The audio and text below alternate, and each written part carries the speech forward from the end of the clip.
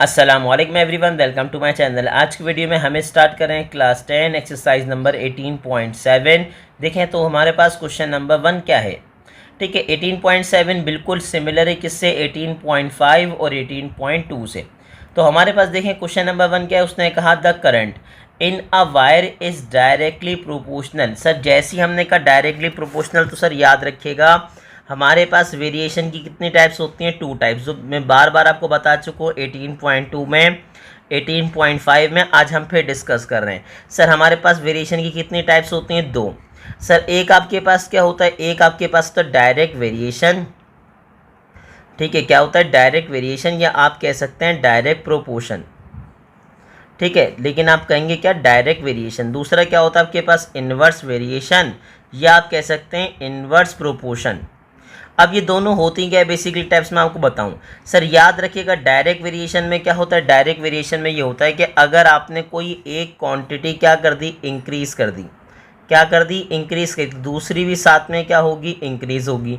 अगर आप एक डिक्रीज करेंगे तो दूसरी भी आपके साथ साथ क्या होगी, डिक्रीज होगी। ठीक है, मतलब एक क्वांटिटी इंक्रीज करी, दूसरी बढ़ी, दूसरी भी इंक्रीज होगी, तो डायरेक्ट प्रोपोर्शन या डायरेक्ट वेरिएशन है।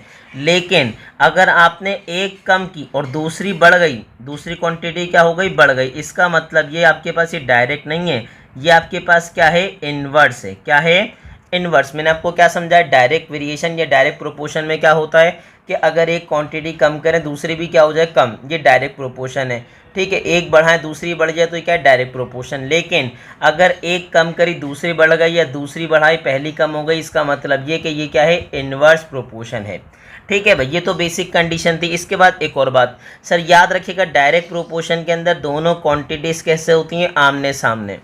ठीक है, जबकि इन्वर्स में क्या होता है कि अगर एक आपने ऊपर मेंशन की तो दूसरी कहाँ मेंशन करेंगे, नीचे। क्यों, क्योंकि अगर मैं यहाँ पे x की वैल्यू बढ़ाऊंगा तो आहिस्ता आहिस्ता आप देखेंगे कि क्या y की वैल्यू क्या होगी, कम होती जाएगी।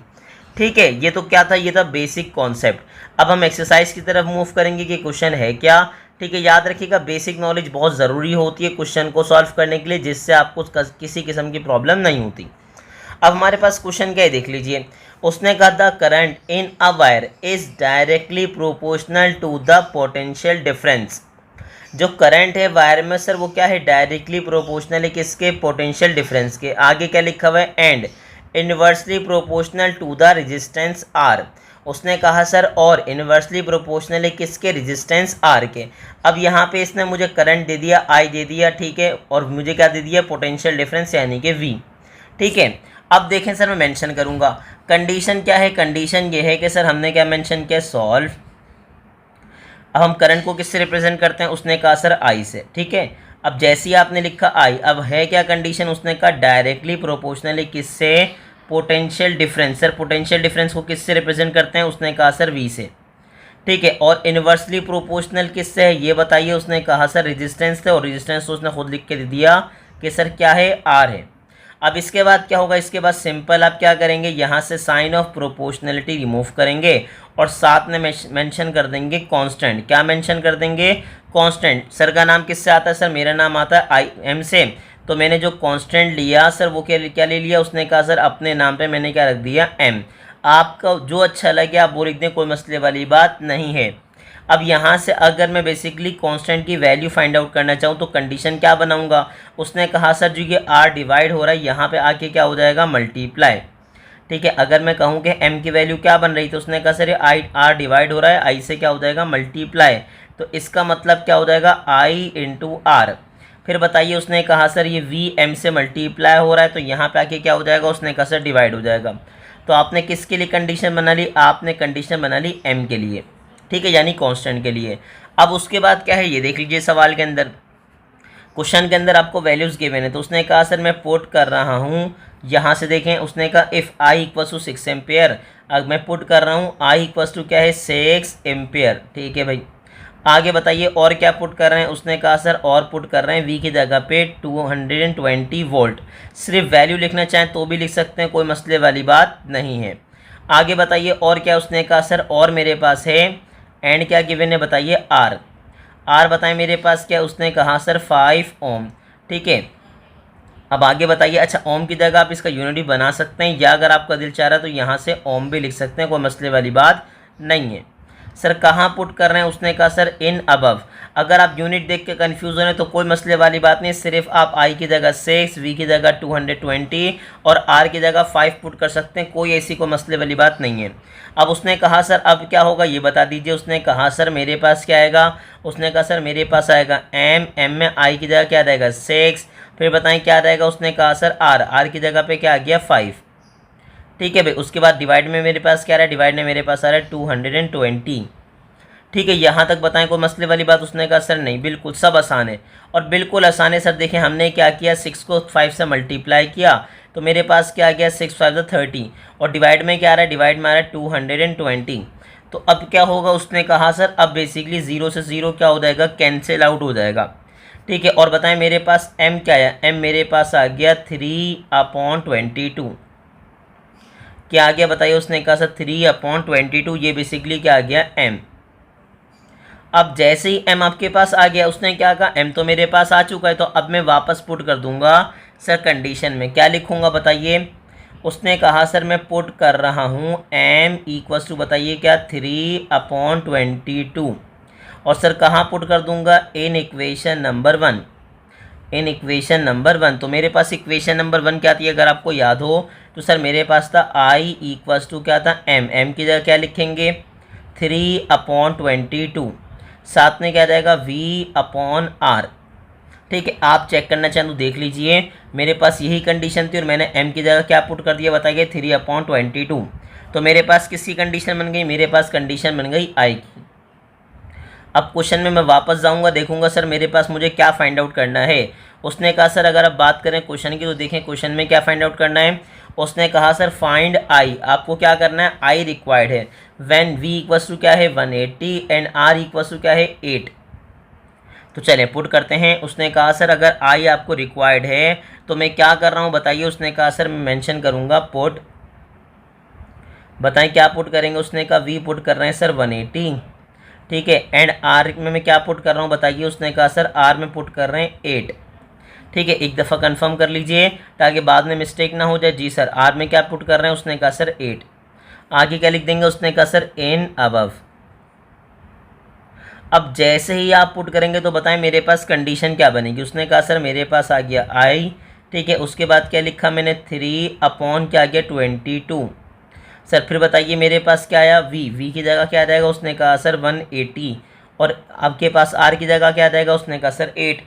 अब एक काम ये कीजिए, अगर आपके पास अच्छा साइंटिफिक कैलकुलेटर है तो आप डायरेक्टली सॉल्व कर दीजिए, आपको 1 बाय 1 सॉल्व करने की ज़रूरत नहीं है। जैसे मैं मेंशन कर रहा हूँ बिल्कुल ऐसे ही आप मेंशन कर दीजिए। अब बच्चे ने कहा सर अगर मेरे पास साइंटिफिक कैलकुलेटर नहीं है अच्छा वाला, फिर मैं क्या करूं। सर फिर आप एक काम ये कीजिएगा, सिंपल न्यूमरेटर को मल्टीप्लाई कीजिएगा और डिनोमिनेटर को मल्टीप्लाई कीजिएगा। जो भी रिजल्ट आए उसको सिंपल पे डिवाइड कर दिएगा। मतलब पहले ऊपर वाले को ऊपर वाले से मल्टीप्लाई करें, नीचे वाले को नीचे वाले से मल्टीप्लाई करें, जो भी रिजल्ट आए फिर आप क्या कर दिएगा, दोनों को डिवाइड कर दिएगा। तो मेरे पास बताएं आई क्या आया।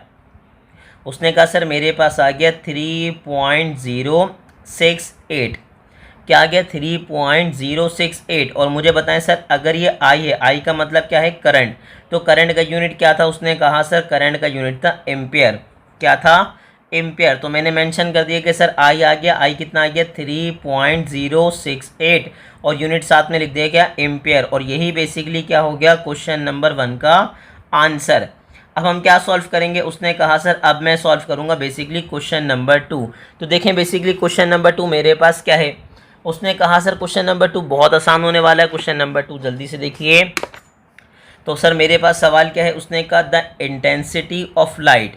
उसने कहा सर आपके पास intensity of light measured in foot candles, ठीक है सर किस में मेजर्ड कर रहे हैं, फूड कैंडल्स में। ये क्या है बेसिकली यूनिट है, ठीक है। उसने क्या कहा सर ये क्या है यूनिट है। अब आगे से क्या कह रहे हैं वेरीज, वो वेरी कर रही है कैसे, inversely with the square of the distance from the light source. उसने क्या कहा, उसने कहा सर बेसिकली जो इंटेंसिटी ऑफ लाइट है वो इनवर्सली प्रोपोर्शनल है किसके, स्क्वायर ऑफ डिस्टेंस के, कहाँ से, from the light source. Light source से बेसिकली जो डिस्टेंस है उससे क्या है इनवर्सली प्रोपोर्शनल, लेकिन किससे, स्क्वायर ऑफ डिस्टेंस से, ठीक है। उसने क्या कहा suppose the intensity of high bulb is 0.08 foot candles. अगर बेसिकली हम सपोज कर लेते हैं कि इंटेंसिटी ऑफ लाइट जो है वो बेसिकली क्या है, उसने कहा 0.08 फुट कैंडल्स है at a distance of 3 metre. Find the intensity level at 8 metre. तो बताएं इंटेंसिटी लेवल क्या होगा 8 मीटर पे। तो कोई मसले वाली बात नहीं, आसान सवाल है, आपको परेशान होने की बिल्कुल भी ज़रूरत नहीं है, याद रखिएगा। सबसे पहले बताएं उसने क्या समझाया आपको, उसने समझाया कि सर इंटेंसिटी ऑफ लाइट जो है अमूमन इसको आई या आई वी से रिप्रेजेंट करते हैं। ठीक है भाई, किससे, आई या आई वी से। अगर आप आई भी लिख देंगे तो कोई मसले वाली बात नहीं, सिंपल आई भी लिख सकते हैं आप। चले, उसने क्या कहा, इंटेंसिटी ऑफ लाइट क्या है, उसने कहा सर वो है इन्वर्सली प्रोपोर्शनल। अगर इन्वर्सली प्रोपोर्शनल है तो सर कहाँ जाएगा, उसने कहा सर डिनोमिनेटर में। अच्छा, इन्वर्सली तो हो गया, लेकिन सर आगे पढ़ें सर किससे इन्वर्सली प्रोपोर्शनल है, उसने कहा सर स्क्वायर ऑफ डिस्टेंस से। यानी कि अगर बात करें डिस्टेंस की तो डिस्टेंस पे क्या लगेगा, स्क्वायर लगेगा। अब उसके बाद क्या, कुछ नहीं करेंगे आप, सिंपल यहाँ से क्या करेंगे, साइन ऑफ प्रोपोर्शनलिटी रिमूव करेंगे और मेंशन क्या कर देंगे, उसने कहा सर मेंशन कर दूंगा मैं कांस्टेंट। ठीक है, कांस्टेंट की जगह सर ने अपना नाम लिख दिया एम। ठीक है सर, याद रखिएगा, आपका भी जो अच्छा लगे आप कांस्टेंट में ऐड कर सकते हैं, कोई मसले वाली बात नहीं कि आप पूरी एक्सरसाइज में सिर्फ के पुट करेंगे। ठीक है, तो चलें अब आगे चलते हैं। उसने कहा सर कांस्टेंट के लिए मुझे कंडीशन बनानी पड़ेगी। तो देखें कांस्टेंट के लिए मैं कंडीशन क्या बनाऊंगा और कैसे बनाऊंगा। उसने कहा सर मुझे चाहिए एम। अब एम फाइंड आउट करने के लिए क्या होगा, उसने कहा डी स्क्वायर, यहाँ डिवाइड हो रहा है, यहाँ पे आके क्या हो जाएगा, मल्टीप्लाई, यानी क्या बन जाएगा, डी स्क्वायर इंटू आई। ठीक है सर, क्या बन जाएगा, डी स्क्वायर इंटू आई या आई डी स्क्वायर। तो ये कंडीशन आपने किसके लिए बना ली, कांस्टेंट के लिए बना ली। अब उसने आपको चीज़ें दी, वो चीज़ें आप पुट कर दीजिए, वो वैल्यूज़ पुट कर दीजिए। सर क्या दिया बताइए, उसने कहा सर पुट कर देंगे कि आपके पास कंडीशन क्या है, इंटेंसिटी ऑफ हाई बल्ब कितनी है बताइए, 0.08। इसका मतलब आई मेरे पास कितना है बताइए, 0.08 है। ठीक है, और मैं क्या पुट कर रहा हूँ, डिस्टेंस उसने मुझे दिया है सर, कितना दिया है, 3 मीटर। ठीक है, तो मैंने क्या मेंशन किया, डी कितना आ गया, 3। और कहाँ पुट कर देंगे, उसने कहा सर इन अबव। जैसे ही पुट करेंगे देखें मेरे पास कंडीशन क्या बन रही है, उसने कहा सर एम, साथ में क्या है डी पे क्या लगा है स्क्वायर, फिर मेरे पास क्या है 0.08। ठीक है, अब एक काम कीजिए, कैलकुलेटर ऑन कर लीजिए और देखें मेरे पास क्या है। उसने कहा सर 3 का स्क्वायर है, ठीक है, मल्टीप्लाई पर बताइए क्या है, 0.08। जैसे ही आपने मल्टीप्लाई किया तो बताएं मुझे क्या मिला, उसने कहा मुझे मिला 0.72। तो मुझे मिल गया कांस्टेंट, और सर क्या मिल गया बताइए, मुझे मिला कांस्टेंट 0.72। ये क्या हो गया, ये हो गया कांस्टेंट। ठीक है सर, ये मुझे क्या मिल गया, मुझे मिल गई वैल्यू ऑफ कांस्टेंट। अब इसको वापस इक्वेशन नंबर 1 में पुट कर देंगे। तो बताएं इक्वेशन नंबर 1 में पुट करेंगे तो मैं क्या लिखूंगा, पुट कर रहे हैं सर एम कितना 0.72, और कहाँ पुट कर देंगे, in equation number 1, in equation number 1। तो इक्वेशन नंबर 1 में पुट करेंगे तो बताएं कंडीशन क्या बनेगी, उसने कहा सर आई, ठीक है, क्या आ जाएगा 0.72 मल्टीप्लाई बाय क्या हो जाएगा, 1/d स्क्वायर। क्या हो जाएगा बताइए, उसने कहा सर हो जाएगा 1/d स्क्वायर। ये क्या हो गई, कंडीशन बना ली आपने। अब मेरे पास कंडीशन क्या बन गई, हमने कंडीशन बना ली कि सर आपके पास आई के लिए हमने कंडीशन मेंशन कर दी। ठीक है, अब वापस मैं क्वेश्चन में जाऊंगा और देखूंगा बेसिकली मुझे रिक्वायर्ड क्या था। उसने कहा सर रिक्वायर्ड क्या है, find the intensity level at 8 metre. Intensity इसका मतलब आई रिक्वायर्ड है। ठीक है सर, क्या रिक्वायर्ड है, आई रिक्वायर्ड है। तो उसने क्या कहा, उसने कहा सर मैं पुट कर रहा हूँ डी इक्वस टू क्या 8, और सर कहाँ पुट कर रहा हूँ, इन अबव। तो बताएं मेरे पास कंडीशन क्या बनेगी। उसने कहा सिंपल सर मैं क्या पुट कर रहा हूँ, यहाँ पे लिखा मैंने आई, सर मल्टीप्लाई करेंगे 0.72 को 1 से तो मेरे पास आ जाएगा 0.72 डिवाइड बाय क्या हो जाएगा 8 स्क्वायर। अब चाहें तो आप डायरेक्टली पुट कर दें, सर 8 का स्क्वायर क्या होता है, उसने कहा सर 8 का स्क्वायर होता है 64। तो ऊपर क्या आएगा 0.72 डिवाइड में क्या आ जाएगा 64। तो मेरे पास क्या है बताइए, उसने कहा सर मेरे पास आ गया 0. चलिए मेंशन कर देता हूँ। उसने कहा इंटेंसिटी लेवल क्या आया 0.011, और अगर आगे और लिखना चाहें तो लिख देंगे 25। ठीक है सर, क्या आ जाएगा, उसने कहा सर मेरे पास आ जाएगा फुट कैंडल्स। ठीक है भाई, तो ये मेरे पास क्या आ गया, ये बेसिकली मेरे पास आ गया इंटेंसिटी ऑफ लाइट, और यूनिट उसने मुझे बताई थी कि सर यूनिट क्या लूँगा, फुट कैंडल्स लूँगा। तो बेसिकली यही उसका क्या हो जाएगा, क्वेश्चन नंबर 2 का आंसर।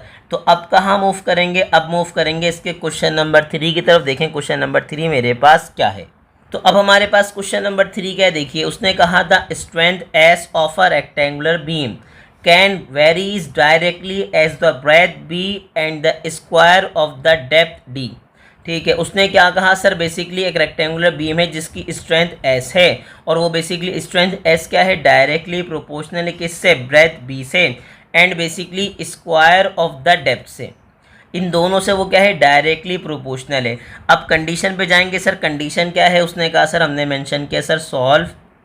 ठीक है, और कंडीशन क्या मेंशन की, मैंने कहा सर कंडीशन लिखी कि आपके पास जो स्ट्रेंथ एस है वो डायरेक्टली प्रोपोर्शनल है किससे, उसने कहा ब्रेथ बी से और बेसिकली स्क्वायर ऑफ डेप्थ यानी कि डी से मेंशन किया था। देखें डेप्थ बेसिकली क्या है, डी। अब इसके बाद क्या होगा, इसके बाद वही वाला काम करेंगे, आप साइन ऑफ प्रोपोर्शनलिटी रिमूव करेंगे, इक्वल्स टू के साथ क्या आ जाएगा, कांस्टेंट, साथ में मेरे पास क्या आ जाएगा बी और फिर मेरे पास क्या आ जाएगा डी स्क्वायर। ठीक है सर, और क्या नाम रख दूंगा, इसका नाम रख दूंगा इक्वेशन नंबर 1। क्या नाम रखेंगे, इसका नाम रख देंगे इक्वेशन नंबर 1। अब अगर मुझे m के लिए कंडीशन बनानी है, किसके लिए, m के लिए, तो बताएं क्या होगा। उसने कहा सर m की बात कर रहे हैं तो ये दोनों वैल्यूज मल्टीप्लाई हो रही हैं, यहाँ पे आके क्या हो जाएंगी, डिवाइड। डिवाइड में कौन आ जाएगा, b एंड डी स्क्वायर। ठीक है, ब्रेथ एंड डेप्थ। ठीक है, ये कंडीशन मैंने किसके लिए बना ली, ये कंडीशन बना ली कांस्टेंट के लिए। ठीक है, m के लिए। अब इसके बाद उसने मुझे क्या दिया, अगर आप देखें तो उसने कहा इफ़ अ बीम, ठीक है भाई, ये बीम नहीं है, बीम है। उसने कहा if a beam 9 centimetre wide, कितना लंबा है कितना चौड़ा है, उसने कहा सर 9 सेंटीमीटर क्या है, वाइड है। और डेप्थ क्या है, बेसिकली कितना डीप है, उसने कहा 12 सेंटीमीटर उस क्या है, डीप है। ठीक है, विथ सपोर्ट 1200 पाउंड्स। तो सर इसमें कौन सी चीज़ क्या दी है, मैं आपको ये बता दूं सर। ये तो बेसिकली उसने दिया वाइड, इसका मतलब ये क्या हो गई, ब्रेथ। उसने सॉरी, ये बेसिकली ब्रेथ नहीं, ब्रेथ उसने ये दी थी वाइड। ठीक है, उसके बाद ये बेसिकली मेरे पास क्या हो गई, डेप्थ, और बेसिकली ये क्या होगा, स्ट्रेंथ ऑफ द बीम। क्या होगा ये हो गई स्ट्रेंथ ऑफ द बीम। तो कुछ नहीं करेंगे, सिंपल आप पुट कर दीजिए। सर हम क्या मेंशन कर रहे हैं, मेंशन कर रहे हैं कि बेसिकली सबसे पहले क्या है, बी, ब्रेथ दी है उसने, कितनी दी, उसने कहा सर 9 सेंटीमीटर। फिर बताइए आगे से क्या है, उसने कहा सर डेप्थ दे दी, बेसिकली कितना डीप है, उसने कहा सर 12 सेंटीमीटर। ठीक है, अब आगे से बताइए आगे क्या है, उसने कहा सर मेरे पास उसकी स्ट्रेंथ दे दी है एस, और वो कितनी है बताइए, 1200 पाउंड। ठीक है भाई, अब यहाँ पे हो गया सर, कहाँ पुट करेंगे, उसने कहा सर इन अबव।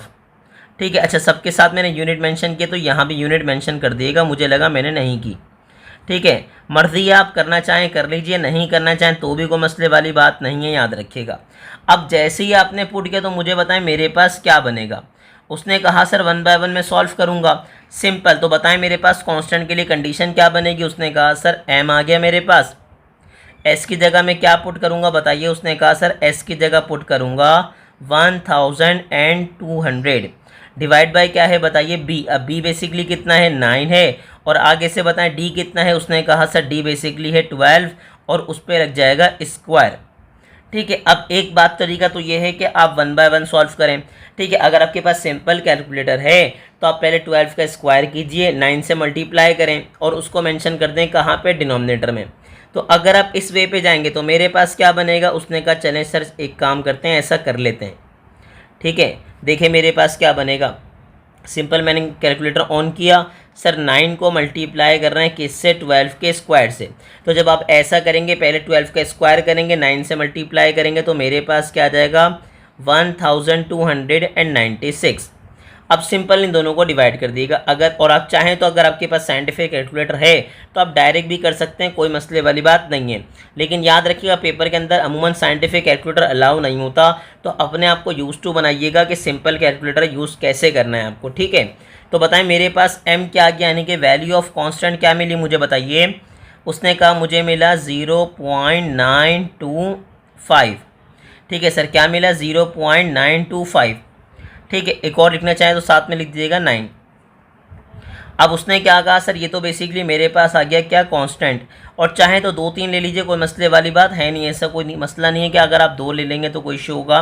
ठीक है भाई, अब आगे देखिए, उसने कहा सर वापस क्या कर देंगे, पुट कर देंगे इसको क्वेश्चन के अंदर। तो क्या लिख रहे हैं सर, पुट कर रहे हैं एम किसके इक्वल पुट कर रहे हैं बताइए, 0.9259। ठीक है सर, कहाँ पुट कर रहे हैं, इन इक्वेशन नंबर 1। तो मुझे बताएं इक्वेशन नंबर 1 आपके पास क्या बन जाएगी। उसने कहा सर इक्वेशन नंबर 1 बन जाएगी एस इक्वस टू क्या था, 0.929, ठीक है 59। उसके बाद क्या था मेरे पास, उसने कहा था बी एंड डी स्क्वायर। एक दफ़ा कंफर्म कर लीजिए जी, मेरे पास क्या है, बी एंड डी स्क्वायर। ये कंडीशन आपने किसके लिए बना ली, स्ट्रेंथ के लिए। अब देखें इसके बाद हम जाएंगे क्वेश्चन में वापस और देखेंगे हमें रिक्वायर्ड क्या है। ठीक है सर, रिक्वायर्ड क्या है देखिए ज़रा वापस जाके क्वेश्चन के अंदर। तो उसने कहा चलें सर हम देखते हैं अब। ठीक है, उसने क्या कहा, वॉट वेट अ बीम। तो बताएं सर बीम का बेसिकली वेट क्या होगा, यानी कि वो बेसिकली क्या पूछ रहा है आपसे बताइए। उसने कहा सर बेसिकली स्ट्रेंथ पूछ रहा है। ठीक है, 12 centimetre wide and 9 centimetre deep will support. उसने कहा सर बताएं उसका वेट क्या होगा जब वो कितना वाइड हो, 12 सेंटीमीटर वाइड हो और डीप कितना हो, 9 सेंटीमीटर। ठीक है भाई, तो अब पुट कर दीजिए वापस। सर क्या पुट कर रहे हैं बताइए। उसने कहा सर हम पुट कर रहे हैं, ठीक है भाई, कितना बेसिकली डीप ब्रेथ बताई थी उसने कहा सर बेसिकली मेरे पास ब्रेथ कितनी हो, 12 सेंटीमीटर, यानी कि वाइड कितना हो, 12 सेंटीमीटर, एंड बेसिकली डीप कितना हो, उसने कहा सर डीप होना चाहिए 9 सेंटीमीटर। ठीक है भाई, कहाँ पुट कर रहे हैं, उसने कहा सर इन अबव। एक दफ़ा फिर कंफर्म कर लेंगे कि बेसिकली आपके पास बी क्या है, 12 है। तो हमने देखा जी सर बी हमारे पास बी क्या है, 12 है, और बेसिकली हमारे पास डी क्या है, उसने कहा 9 सेंटीमीटर। अब सिंपल पुट कर दीजिए, बताएं मेरे पास स्ट्रेंथ क्या आ रही है। उसने कहा सर एस इक्वस टू क्या आ रहा है बताइए, एस इक्वस टू आ जाएगा 0.92, आगे क्या आ जाएगा 59, बी की जगह क्या पुट कर दूंगा 12, आगे बताएं डी की जगह क्या पुट कर दूंगा 9, ठीक है, ऊपर क्या आ जाएगा स्क्वायर। तो सिंपल कैलकुलेटर में रखेंगे और बिल्कुल सिंगल हैंडेडली सॉल्व कर देंगे। अगर आपके पास सिंपल कैलकुलेटर है तो 9 का स्क्वायर कर लीजिएगा पहले, उसके बाद तीनों को मल्टीप्लाई कर दिएगा। तो मेरे पास क्या 0 पॉइंट आगे क्या था 9259 मल्टीप्लाई बाय फिर क्या है 12 और मल्टीप्लाई बाय है 9 स्क्वायर। ठीक है, और अगर आपके पास सिंपल कैलकुलेटर है तो 9 स्क्वायर की जगह आप लिख सकते हैं 9 मल्टीप्लाई बाय 9। तो बताएं मुझे क्या मिला। सर मुझे मिल गया, देखिए हमने मेंशन किया सर हमें क्या मिला बताइए। सर 899 पॉइंट आगे क्या है 9, ठीक है भाई 97। अब मैं जब इसको राउंड ऑफ करूँगा तो सर राउंड ऑफ करने के बाद क्या होगा सर, डेसिमल के बाद, देखिए राउंड ऑफ का रूल पता है आपको, नहीं पता तो चले मैं बताता हूँ आपको। सर डेसिमल के बाद अगर मैं राउंड ऑफ कर रहा हूँ तो जो नंबर राउंड ऑफ कर रहा हूँ अगर ये 4 से बड़ा है, 4 से क्या है बड़ा, तो इससे पहले वाले नंबर में 1 ऐड हो जाएगा। ठीक है, क्या रूल बताया कि अगर जिस नंबर को आप राउंड ऑफ कर रहे हैं वो 4 से बड़ा होगा तो उससे पहले वाले नंबर में 1 ऐड हो जाएगा। तो बेसिकली 899 में 1 ऐड होगा तो क्या बन जाएगा। उसने कहा सर ये बन जाएगा 900, ठीक है भाई, क्या बन जाएगा 900। और बेसिकली स्ट्रेंथ का बेसिकली यूनिट क्या था, उसने कहा सर पाउंड्स। ठीक है, तो यही क्या हो जाएगा, यही बेसिकली हो जाएगा इसका आंसर। ठीक है, तो मुझे वेट पता लग गया। सर वेट क्या पता लगा, 900 पाउंड्स। तो कितना आसान था, उसने कहा सर बहुत आसान था, बस आपको थोड़ी सी क्या करनी है, प्रैक्टिस करनी है पार्ट नंबर 3 की। अब क्वेश्चन नंबर 4 देखें सर, कितना प्यारा सवाल है, देखिए ज़रा। उसने कहा सर लिखा हुआ लेबर कॉस्ट सी, जो बेसिकली लेबर पे कॉस्ट आ रही है सर वो कितनी आ रही है, कॉस्ट लिखा हुआ है कॉस्ट सर लेबर की जो कॉस्ट है COST कॉस्ट, वो बेसिकली कितनी आई। उसने कहा sir basically I C, very कर रही है सर ज्वाइंटली, यानी कि मिलाने के बाद, किसको मिलाने के बाद, as the number of worker and the average number of days. उसने क्या कहा, जो बेसिकली लेबर कॉस्ट है वो क्या कर रही है, वो वेरी कर रही है ज्वाइंटली, एक साथ, किसके साथ, एक साथ नंबर ऑफ वर्कर्स और नंबर ऑफ डेज के साथ, एवरेज नंबर ऑफ डेज के साथ। सर एक बात तो ये उसने आपको बताया नहीं कि डायरेक्टली है इन्वर्सली है, लेकिन उसने क्या कहा, उसने कहा सर उसके साथ वेरी कर रही है। मैंने आपको पहले भी समझाया था, अगर उसने आपको डायरेक्टली नहीं कहा और इन्वर्सली नहीं कहा तो आप डायरेक्टली कंसिडर कर लीजिएगा, पहली बात।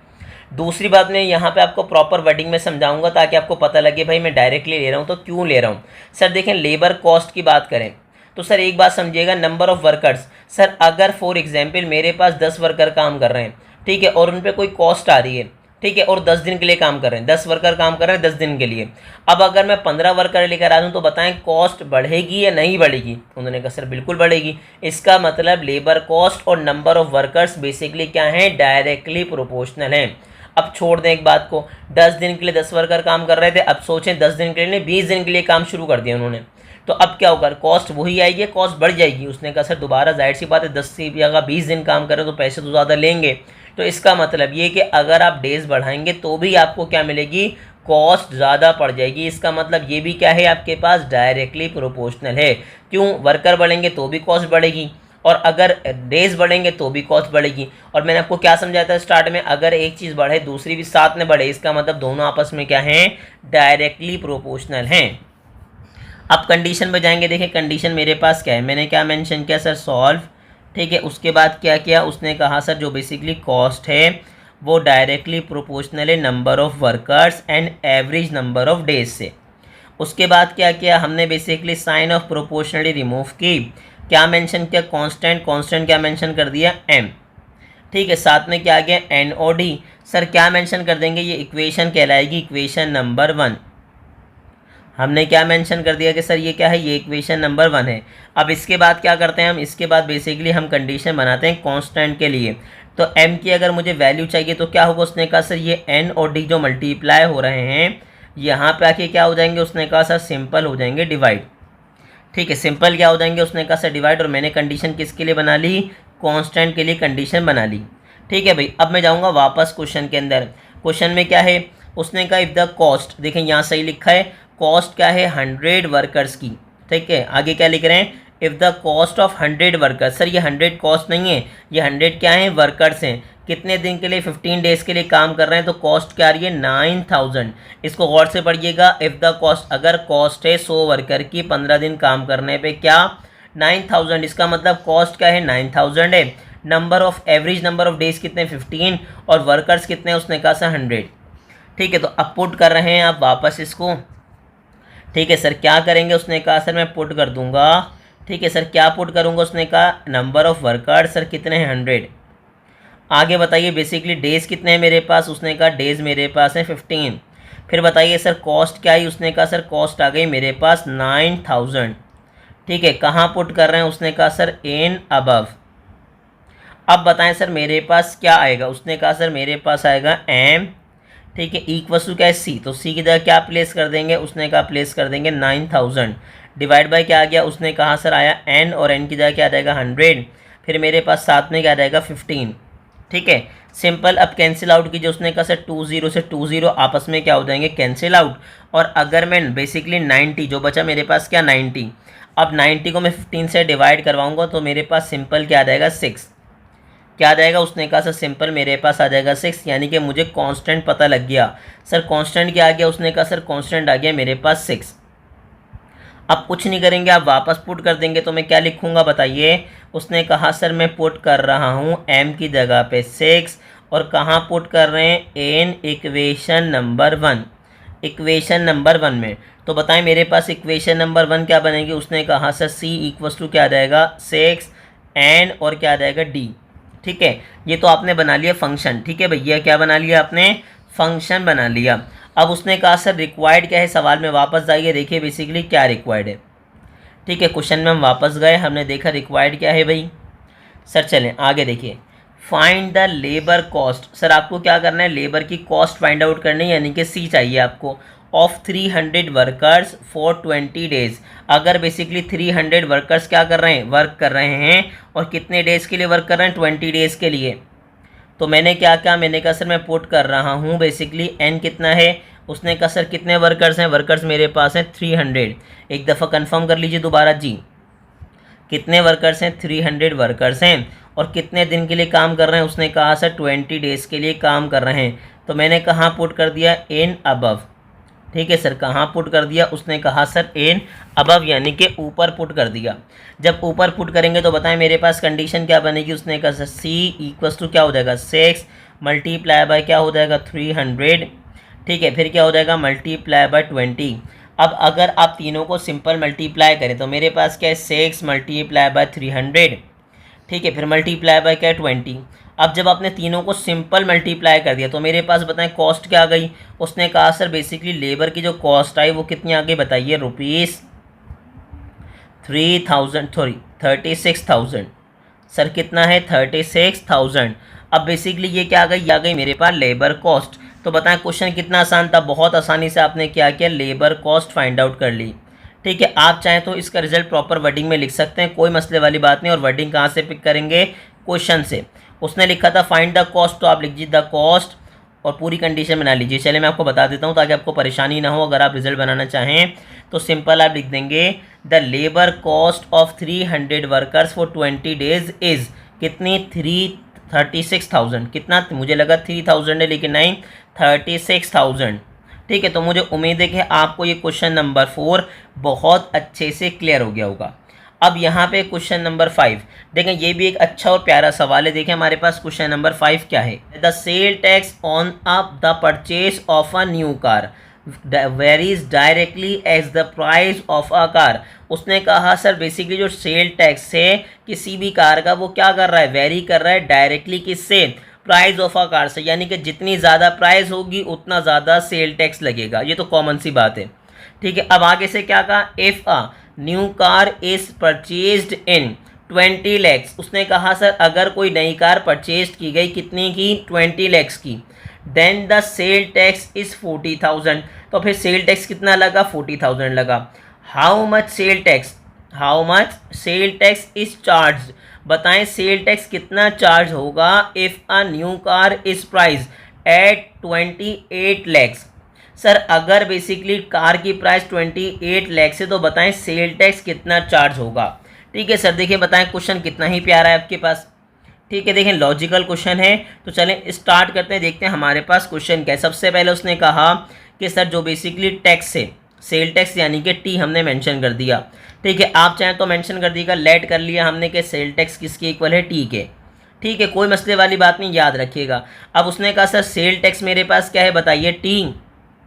आगे से बताइए क्या है, डायरेक्टली प्रोपोर्शनल है किसके, प्राइस ऑफ द कार के।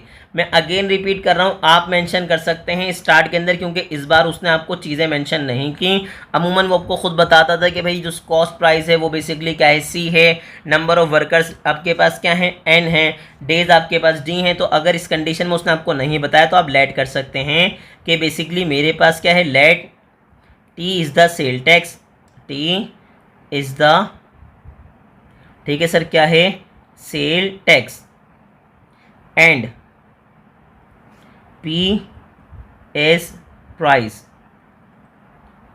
Of a car. ठीक है भाई, हमने क्या लिखा, हमने मेंशन कर लिया कि सर बेसिकली टी क्या है, सेल टैक्स है, और बेसिकली आपके पास पी क्या है, प्राइस ऑफ द कार है। ठीक है, ऐसा क्यों किया, क्योंकि सर इस बार उसने मुझे कंडीशन बताई नहीं है कि टी कौन है और बेसिकली पी कौन है, तो मैंने खुद ही लेट कर लिया। अब क्या होगा, basically sign of proportionality remove करेंगे और क्या आ जाएगा, मेरे पास आ जाएगा कांस्टेंट। क्या आ जाएगा, कांस्टेंट। और फिर क्या नाम रख दूंगा, मैं नाम रख दूंगा इसका अगेन इक्वेशन नंबर 1। और यहाँ से अगर मुझे कांस्टेंट की क्या चाहिए, वैल्यू चाहिए। ठीक है सर, क्या चाहिए, उसने कहा सर अगर कांस्टेंट की वैल्यू चाहिए यानी कि एम की, तो बताएं बेसिकली एम किसके इक्वल होगा। उसने कहा सर ये पी मल्टीप्लाई यहाँ पे जाके क्या हो जाएगा, डिवाइड। ठीक है, यानी कि बेसिकली मेरे पास जो कंडीशन बन गई एम के लिए वो क्या बन गई, टी अपॉन पी। ठीक है, अब उसने क्या बताया था ये बताइए। उसने कहा सर मुझे बताया गया था कि बेसिकली सर पुट कर रहे हैं क्वेश्चन में, देखिए टैक्स कितना है, टैक्स मेरे पास है 40,000 and price of a car क्या है, 20 लैक्स। ठीक है sir, basically price of the car क्या है मेरे पास, 20 लैक्स। तो मैंने क्या कहा सर, मैं पुट कर रहा हूँ टी की जगह पे क्या, 40,000।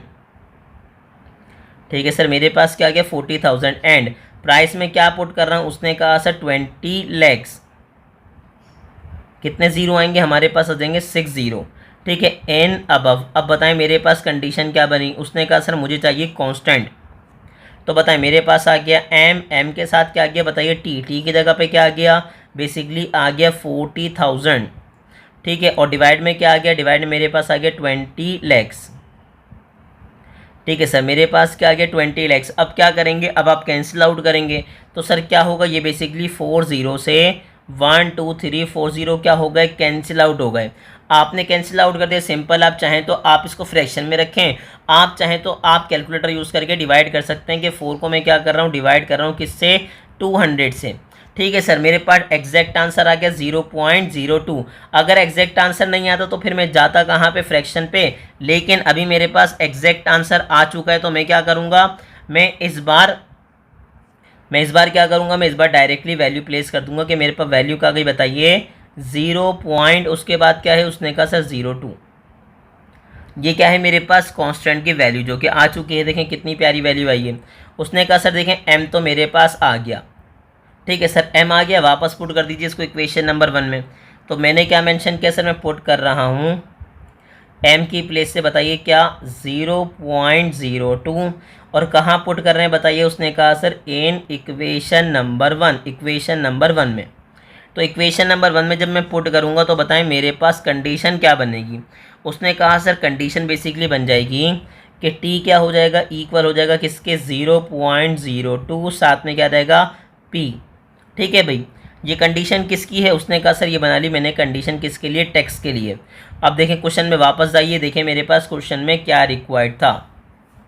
उसने कहा हाउ मच, उसने कहा सर हाउ मच सेल, यहाँ पे देखें how much sale tax is charge, कितना सेल टैक्स चार्ज होगा if a new car price is कितनी, 28 लैक्स। बताएं सेल टैक्स कितना चार्ज होगा, तो बेसिकली प्राइस कितना है, 28 लैक्स है। तो मैंने क्या किया, मैंने कहा सर मैं पुट कर रहा हूँ p कितना है बताइए, 28 लैक्स से। ठीक है भाई, तो मैंने क्या किया, मैंने पुट कर दिया सर, मेरे पास क्या आ गया, p आ गया 28 लैख। ठीक है सर, कहाँ पुट कर रहे हैं, एन अबव, ऊपर पुट कर रहे हैं। तो जैसे ही ऊपर पुट करेंगे तो बताएं मेरे पास कंडीशन क्या बन जाएगी टैक्स के लिए।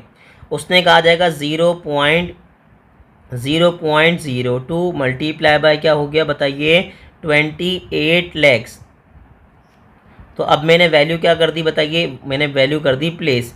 जैसे ही वैल्यू प्लेस की बताएं मेरे पास क्या होगा, सिंपल कैलकुलेटर ऑन कर लीजिए, 0.02 को मल्टीप्लाई कीजिए सर 28 लैक्स से। ऐसी मैंने वैल्यू प्लेस की, मेरे पास कितना आ गया सर, इस बार मेरे पास टैक्स आ जाएगा 56,000।